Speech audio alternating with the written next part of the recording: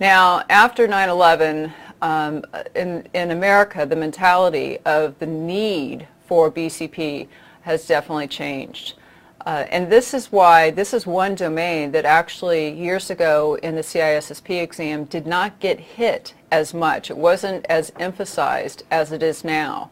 BCP is very important for the exam, and you get many more questions on it than you did in the past, because after 9/11 happened and after different types of disasters that have taken place, companies have gone out of business.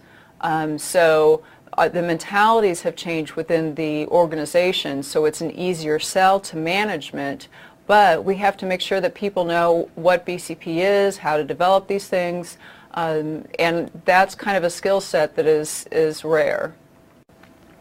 So in 9/11, that's one of the largest disasters that most people are aware of, and a lot of people focus on the actual towers that came down. But there are thousands of businesses around this environment, around these towers, that were negatively affected. They can never come back online, never come back to business.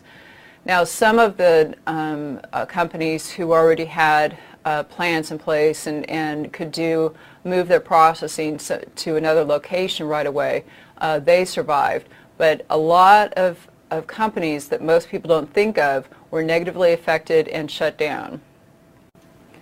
So as we are rebuilding our towers after 9/11, a lot of companies, this is a wake-up call, saying that yes, we need to plan for bad things because bad things can happen. Now, it doesn't mean that, like I said, most organizations aren't 100% ready, which means that they can't really recover, but at least companies have started to develop these plans. There's more awareness with the board members, with senior management, and this is being integrated into security programs overall. Now, this is an older list of FEMA disaster list, and you can go on the FEMA site and actually see the disasters that have taken place.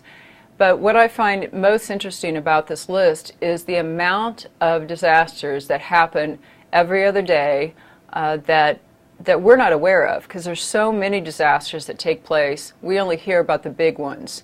So, some companies can think, well, we're not in New York, we're not in Washington, D.C., we're not in Florida for all the hurricanes, but there's tornadoes and there's a lot of other flooding and a lot of other things that take place all the time. And if people really understood the amount of disasters that took place, maybe that would help with really putting the amount of money and effort into the business continuity that's needed.